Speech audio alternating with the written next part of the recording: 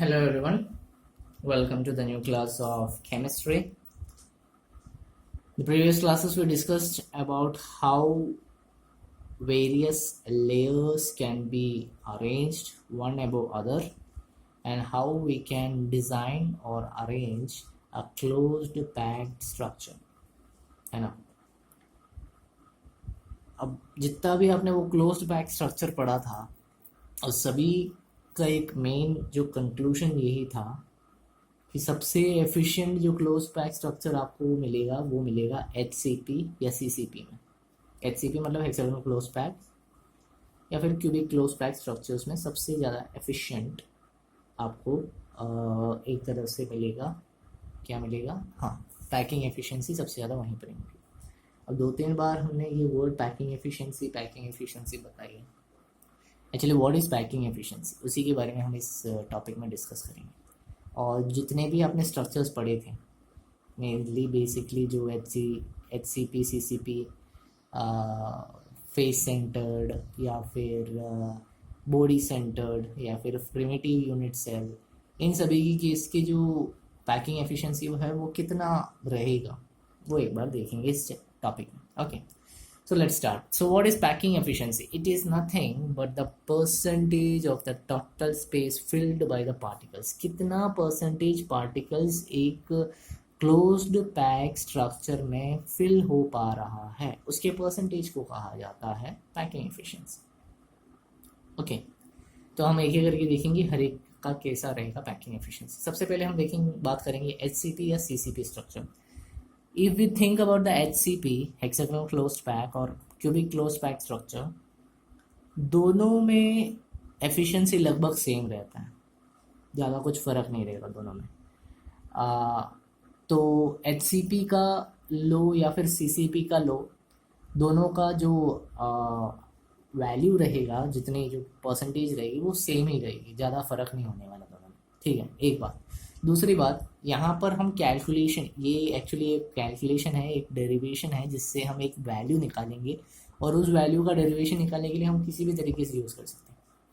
यहाँ पर हम कंसिडर करेंगे एक CCP structure, cubic closed pack structure. हमने पढ़ा था क्यूबिक क्लोज्ड पैक स्ट्रक्चर को एक और नाम से भी जाना जाता है, फेस सेंटर्ड क्यूबिक स्ट्रक्चर, है ना। तो हम यहाँ पर एक चीज़ देखेंगे, हमें यहाँ पर एक यूनिट सेल कंसिडर करेंगे। एक यूनिट सेल है, नॉर्मल मैथ्स के हिसाब से देखा जाए ये एक क्यूब है, लेकिन हम केमिस्ट्री के लेवल से पढ़ रहे हैं तो हमें उसी लेवल से बोलना होगा। Suppose this is a unit cell of a crystal lattice और इस यूनिट सेल का एज लेंथ है ए इसका एज लेंथ है, मतलब इसके हर एक साइड का length that is a.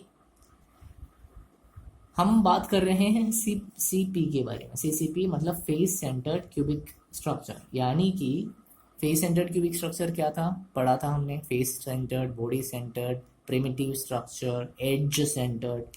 Face centred cubic structure मतलब हर एक फेस के सेंटर में, हर एक फेस के सेंटर में, हर एक फेस के सेंटर में, हर एक फेस के सेंटर में अगर एक एटम या कोई भी कॉन्स्टिट्यूएंट पार्टिकल आए तो उसे कहा जाता है फेस सेंटर्ड क्यूबिक स्ट्रक्चर, है ना।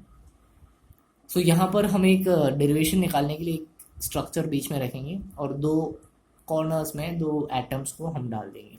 एज लेंथ ए है और इसका हम नेमिंग कर देते हैं किसी भी तरीके से, ABCDEFGH। हमारी इच्छा है, जैसे जिस तरीके से हम डालना चाहते हैं उस तरीके से हम डाल देते हैं, लेकिन गलती नहीं होनी चाहिए जो ट्रायंगल फॉर्मेशन होती है उसमें।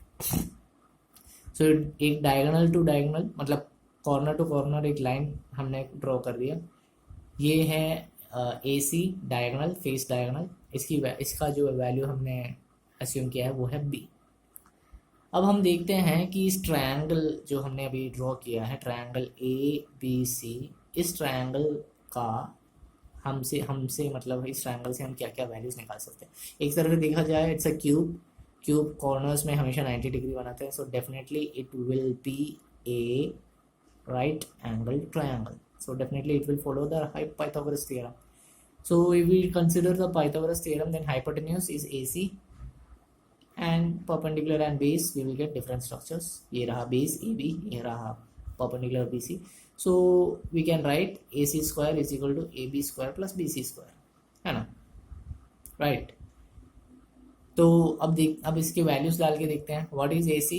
ए C is the face diagonal B, so B square equals A B. B C की वैल्यूज क्या है बताई थी अभी अभी, सारा एज लेंथ ए है तो ये भी ए रहेगा, ये भी ए रहेगा, तो a square plus a square. What is a square plus a square? 2a square. So B square is equal to 2a square, right. दोनों साइड स्क्वायर ले लो, मतलब स्क्वायर रूट ले लो, तो b का वैल्यू क्या आएगा? √2a, है ना, √2a। Okay okay. अब अगर बात करें, suppose we are imagining the radius of the spheres we took, the radius of the sphere is r, small letter r। अगर ऐसा है तो ये टोटल डिस्टेंस कितना रहेगा? ये यहाँ से यहाँ तक का जो टोटल डिस्टेंस b हमने लिया था, इसको हम एक और तरीके से भी तो लिख सकते हैं। इतना r हो गया, राइट, इतना r हो गया। What is r plus r? 2r।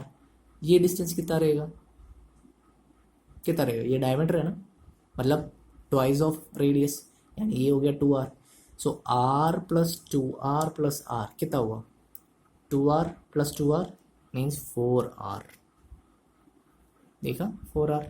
यानी कि b को हम रिप्लेस करके लिख सकते हैं, क्या क्या लिख सकते हैं हम b को रिप्लेस करके? 4r। कैसे आया? इतना वैल्यू r, इतना value r, r plus r कितना हुआ? 2r। और ये पूरा वैल्यू कितना हो गया था? ये भी 2r। टोटल कितना आ गया? 4r। वही 4r हमने यहाँ पर लिखा है। b की वैल्यू √2a, तो 4r की वैल्यू भी √2a होगी, राइट, है ना। b और 4r तो इक्वली है ना, तो 4r की वैल्यू √2a लिखेंगे। अब इसमें से हम छोटा सा एक वैल्यू डिराइव करके निकाल देते हैं a का एज लेंथ का, that is 4r by √2, 4r by √2। कोई भी फ्रैक्शन लिखो, डिनोमिनेटर में रूट आए तो उसको रैशनलाइज करना ज़रूरी है, क्योंकि ऐसा नहीं करेंगे तो फिर रूट वैल्यूज बाद में प्रॉब्लम क्रिएट करेगा। तो उसको अवॉइड करने के लिए रैशनलाइजेशन किया जाता है। √2 ऊपर नीचे मल्टीप्लाई करोगे तो आंसर आएगा अपना 2√2। चाहे तो एक बार अपने आप सोल्व करके देख लेना, छोटे क्लासेस में बड़ी चीज़ें थी तो ज़्यादा डिटेल में पढ़ाने की ज़रूरत तो है नहीं ना। Okay, so the answer will be 2√2. So what will be the formula for edge length and radius? कभी कभार पूछा जाता है, what derive the formula for the edge length, for showing the relation between edge length and radius in a cubic closed pack structure, या फिर in a hexagonal closed pack structure, या फिर in a face centered cubic structure, कैसे भी पूछा जा सकता है। Means you have to show the relation between the edge length as well as the radius. तो ये है वो formula, a is equal to 2√2r। Okay okay. अब करते हैं मुद्दे की बात। इतनी चीज़ें हमने क्यों निकाली थी? इतनी चीज़ें हमने निकाली थी, हमें कुछ फॉर्मूला है हमारे पास पैकिंग एफिशिएंसी का, उसके अंदर डालने के लिए हमने इतने फॉर्मूलेस निकाल के रखे थे। तो what is the packing efficiency? हमने बताया था percentage of total space filled by the particles. तो उसका एक फॉर्मूला भी है पैकिंग एफिशिएंसी का। कितने नंबर ऑफ स्पीयर्स मौजूद रहते हैं उस यूनिट सेल में, उसका वॉल्यूम, टोटल जितने भी स्पीयर्स मौजूद रहते हैं उसका वॉल्यूम, डिवाइडेड बाय उस कंप्लीट यूनिट सेल का टोटल वॉल्यूम। आई बात समझ में? जितने स्पीयर्स हैं उनका हर एक का वॉल्यूम, उस यूनिट सेल में मौजूद हर एक स्फीयर का, हर एक एटम का वॉल्यूम टोटल डिवाइडेड बाय जितना उस यूनिट सेल का टोटल वॉल्यूम है उससे डिवाइड करा इनटू परसेंटेज, उसका परसेंटेज। ठीक है, एक बार सॉल्व करके देख लेते हैं क्या मिलता है, क्या आंसर होता है। कैलकुलेशन आप देख लेना, मैंने बस डायरेक्ट आंसर्स लिख कर रखा है, मैं डायरेक्ट बता देता हूँ इसमें क्या क्या आते हैं। 4 स्फीयर्स मौजूद रहते हैं, याद करो वो पुरानी बातें जो कही गई थी आप लोगों को। कोऑर्डिनेट, ये नंबर ऑफ एटम्स हर एक स्ट्रक्चर में कितना है। हेक्सागोनल क्लोज्ड पैक स्ट्रक्चर या फिर क्यूबिक क्लोज्ड पैक स्ट्रक्चर को ही कहा जाता है फेस सेंटर्ड क्यूबिक स्ट्रक्चर। एक फेस सेंटर्ड क्यूबिक स्ट्रक्चर में नंबर ऑफ एटम्स कितने? 4, है ना। डाउट है हो तो पिछले नोट्स लिखे हैं तो देख लेना, नहीं भी लिखे हैं वीडियोस पिछले मिलेंगे उसमें जाके देख लेना। तो 4 नंबर ऑफ स्फीयर्स हैं इसमें, एक स्फीयर की वॉल्यूम 4/3 πr³ तो 4 स्फीयर की वॉल्यूम 4 × 4/3 πr³ डिवाइडेड बाई जो हमने ले रखा है वो एक क्यूबिक यूनिट सेल है, मतलब एक यूनिट सेल है। इस यूनिट सेल को हम एक क्यूब मानकर चलेंगे। क्यूब का वॉल्यूम A³। तो A की वैल्यू हमारे पास है क्या है, 2√2r। सो 2√2r का होल क्यूब, राइट। इसको सॉल्व करेंगे, ऊपर आएगा 16/3 πr³ डिवाइडेड बाई क्या आएगा, 2 का क्यूब इंटू √2r³, है ना। क्या आएगा 2 का क्यूब, जस्ट अ मिनट, हाँ सॉरी। तो व्हाट इज 2√2? 2√2 एक तरफ से देखा जाए, 2√2 का क्यूब कितना होगा, 2 का क्यूब है 8, सॉरी 2 का यहाँ पर साइड में बना देते, 2 का रूट है 8, क्यूब है 8, √2 का क्यूब कितना रहेगा, √2 का क्यूब रहेगा 2√2। कैलकुलेट करके अपने आप देख लेना आप, √2 का क्यूब 2√2 मल्टीप्लाई करेंगे, आंसर क्या आएगा 16√2 आर का क्यूब। r³ कैंसिल, पाई की वैल्यू 22/7 लेकर जब आप सोल्व करोगे देन 16 वैसे भी कैंसिल हो गया, then you will get the answer 74%। यानी कि हेक्सागोनल क्लोज पैक या क्यूबिक क्लोज पैक या फिर आप फेस सेंटर्ड स्ट्रक्चर लो, किसी की भी स्ट्रक्चर लो, उसके सब के पैकिंग एफिशिएंसी आएंगे 74%। ठीक है, आई बात समझ में, clear, okay. So we calculated the value of face centred cubic structure. अब हम देखेंगे बॉडी सेंटर्ड क्यूबिक स्ट्रक्चर के बारे में। बॉडी सेंटर्ड क्यूबिक स्ट्रक्चर मतलब यूनिट सेल के एकदम बीचों बीच एकदम सेंटर में एक स्ट्रक्चर आएगा, एक स्फीयर, एक आइटम आएगा, उसे कहा जाता है body centred unit structure, cubic structure. यहाँ पर भी सेम केस देखेंगे, दोनों एडजस्ट में, दोनों कॉर्नर्स में मौजूद दो अलग अलग एटम्स और एकदम सेंटर में मौजूद एक एटम। यहाँ पर दो ट्रायंगल कंसिडर करेंगे, ठीक है। One triangle will be EFD, ये वाला नीचे वाला। अनदर ट्रायंगल विल बी कौन सा वाला, AF, कहाँ गया, हाँ AFD, ये वाला, मतलब ये अटैच्ड सेम बेस वाले ये दो ट्रायंगल्स कंसिडर करेंगे, ओके। तो इसका सॉल्यूशन कैसे होगा देखते हैं। EFD अगर ट्रायंगल लें, if you are taking the triangle EFD, this is the 90 degree, here will be the 90 degree, so this is the hypotenuse B square and we have the edge length A, सभी case में एक ही रहेगा as length. सो जैसे हमने पिछले equation में किया था, B² = 2A² और B की वैल्यू मिलेगी हमें √2A। इस केस में ऊपर वाला जो ट्रायंगल हम लेंगे AFD, इस केस में जो डायगोनल है हम उसे C मानेंगे, दूसरा एक diagonal, okay. So this is C², इतना, ये C² है, तो एज यहाँ पर है A और यहाँ पर है B, तो क्या आएगा इसका फॉर्मूला, C² = A² + B², है ना। C² = A² + B²। B² की वैल्यू क्या थी, हमने अभी भी ली थी, B² की वैल्यू हम रखेंगे 2A²। सो सिंगल वैल्यू में सारे आ गए, बच गए एक तरफ से, है ना। इसलिए हमने दो अलग अलग ट्रायंगल्स लिए। इस केस में होगा ये बॉडी सेंटर्ड क्यूबिक स्ट्रक्चर में होगा, उस वाले केस में ऐसा नहीं हो सकता, क्योंकि डेरिवेशन में कॉम्प्लिकेशन आ जाएगा वैसे करेंगे, और ले भी नहीं सकते हैं वैसे, साइड से ही लेना है तो आसानी से आ जाएगा। हाँ, तो C² की वैल्यू आएगी 3A², राइट, ओके। अब थोड़ी टेक्निकली बात करते हैं। R रेडियस है हर एक स्फीयर का जो लिया गया है, तो इस पूरे का लेंथ कितना रहेगा R का, मतलब ये जो कंप्लीट लेंथ लिया गया है, हम इस C को थोड़ा चेंज करेंगे, एक्सचेंज करेंगे विद रेडियस। ये है R रेडियस, ये है R रेडियस और ये है 2R रेडियस पिछले वाले की तरफ, तो ये कंप्लीट हो गया 4R, है ना, ये कंप्लीट डिस्टेंस हो गया 4R। तो √3A will be equal to 4R, क्योंकि C की वैल्यू 4R थी। इसमें से R का वैल्यू निकालो, A का वैल्यू निकालो, अलग अलग वैल्यूज निकलेगा। R की वैल्यू √3/4A, A का वैल्यू 4/R √3, तो नीचे √3 आ रहा है, उसको हम थोड़ा रिप्लेस करके लिख सकते हैं, रिप्लेस करके लिख भी सकते हैं, नहीं भी लिख सकते हैं, पिछले वाले में भी वैसे ही कर सकते हैं। यहाँ पर रिप्लेस करो, √3 हटा के ऊपर रूट के हिसाब से रख दो, तो भी ज़्यादा चेंज नहीं आने वाला। हम चेंज करके भी यहाँ पर रूट की वैल्यू हटा कर भी लिख सकते हैं, ओके, रैशनलाइजेशन है तो चेंज करके लिखना ज़रूरी पड़ता है। यहाँ पर मैंने लिखा नहीं, लेकिन आप लोग लिख लेना। So we were discussing the packing efficiency, right. So packing efficiency का फॉर्मूला क्या होना चाहिए? जितने number of spheres divide by total volume of unit cell. कितने स्फीयर्स होते हैं एक बॉडी सेंटर्स के केस में, मतलब कितने नंबर ऑफ एटम्स होते हैं? 2 atoms. Body centred cubic cell में 2 एटम्स होते हैं, तो 2 एटम्स की स्फीयर की वॉल्यूम मतलब 2 इंटू 4/3/r³ डिवाइडेड बाई कितना टोटल वॉल्यूम उस स्फीयर का?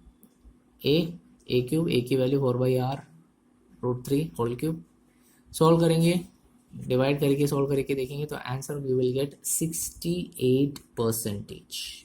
आपको आंसर आएगा 68%। देखा वैल्यू कम हो रहा है ना। फेस सेंटर्ड क्यूबिक सेल या HCP के केस में तो जो वैल्यू थी दैट वाज 74%, उससे भी थोड़ा कम हो रहा है बॉडी सेंटर्ड क्यूबिक सेल में। मतलब ये एक चीज़ यहाँ पर कंक्लूड कर सकते हैं कि इसकी एफिशिएंसी थोड़ी कम है बॉडी सेंटर्ड क्यूबिक सेल में, it is just 68%, right. Okay, so next packing efficiency जो हम पढ़ेंगे वो है सिंपल क्यूब का। सिंपल क्यूब मतलब प्रिमिटिव स्ट्रक्चर, प्रिमिटिव यूनिट से। कितने number of atoms? 8 number of atoms उसके कॉर्नर्स में रहते हैं, बस उतना ही रहता है। तो इसमें ज़्यादा खास बात कुछ लेने के लिए है नहीं, डायरेक्ट इसमें से वैल्यूज़ निकाल सकते हैं, ज़्यादा कॉम्प्लिकेटेड नहीं रहेगा। एज लेंथ ए है, रेडियस आर है, जैसा लिया था वैसे ही लिया जाएगा। स्ट्रक्चर इसका कैसा रहेगा? कॉर्नर्स में रहते हैं तो कॉर्नर्स का जो एज लेंथ का वैल्यू है जो ए है उसको हम थोड़ा रिप्लेस करके r + r 2r के हिसाब से लेंगे बस, है ना। क्योंकि 2r क्यों लिया? क्योंकि ये रहा हमारा क्यूबिक यूनिट सेल मैंने जो बनाया है, थोड़ा समझ लेना। इसी क्यूबिक यूनिट सेल के कॉर्नर्स में पाए जाते हैं एटम्स। ये कॉर्नर का आ गया, ये कॉर्नर का आ गया, बीच में तो कोई रहेगा तो है नहीं। इसका रेडियस कितना है? r। इसका रेडियस कितना है? r + r कितना हुआ? 2r। वही 2r मैंने यहाँ पर लिया है। ओके, पैकिंग एफिशिएंसी कितनी रहेगी? एक ही एटम रहता है प्रिमिटिव यूनिट सेल के केस में, सिर्फ एक एटम, तो उसका volume 4/3/r³। Volume of complete cubic unit cell कितना रहेगा? a³ तो सॉरी, तो उस यूनिट सेल का, क्यूबिक यूनिट सेल का वॉल्यूम कितना रहेगा? 2r लिया था तो वॉल्यूम रहेगा 8r³। इसका परसेंटेज लेंगे तो इसका परसेंटेज 52.3 समथिंग आएगा, तो उसको राउंड ऑफ करेंगे तो 52.4% निकलेगा। यानी कि एक तरफ से यहाँ पर एक चीज़ क्लियर है, क्रिस्टल क्लियर है यहाँ पर एक बात। हेक्सागोनल क्लोज पैक स्ट्रक्चर या फिर क्यूबिक क्लोज पैक स्ट्रक्चर या फिर जिसे face centred close pack structure लेते हैं, that is the efficient, most efficient crystal structure. सबसे अच्छा, सबसे ज़्यादा पैकिंग एफिशिएंसी वाली, मतलब नंबर ऑफ पार्टिकल्स ज़्यादा से ज़्यादा जिसके अंदर रखे जाए उस type of close pack structure को कहा जाता है हेक्सागोनल या फिर cubic close pack structure. Clear? Okay, ठीक है। ये वैल्यूज़ वगैरह याद करके रख लेना, काम आएंगी। कुछ इस चैप्टर में कुछ न्यूमेरिकल्स वगैरह हैं, चैप्टर के एंड में डिस्कस करेंगे। 1-2 न्यूमेरिकल्स बता देंगे कैसे सॉल्व करना है, तो ये वैल्यूज़ वगैरह याद कर लेना। और ये फॉर्मूलाज वगैरह जो डिराइव करके रखा गया है, जो a = √2r फ्री सेंटर्ड वाले में, बॉडी सेंटर्ड वाले में 4r/√3 या फिर देखा जाए तो 4√3r, ये सारे फॉर्मूलाज याद करके रख लेना, काम आएगा। Okay, so that was about how the packing efficiency of different type of structures vary और different type of structures are, और उसके वैल्यूज़ के बारे में पढ़ा था हमने। अब हम पढ़ेंगे एक यूनिट सेल की डेंसिटी कितनी होती है, उसका फॉर्मूला क्या होता है, उसको थोड़ा कैसे डिराइव कर सकते हैं। सपोज हमारे पास एक यूनिट सेल है जिसका एज लेंथ है a, इसकी डेंसिटी d और उसमें मोलार मास जो है m, capital M। Molar mass जानते हो तो डेफिनेशन के बारे में ज़रूरी नहीं है आपको एक्सप्लेन करने का, आई थिंक।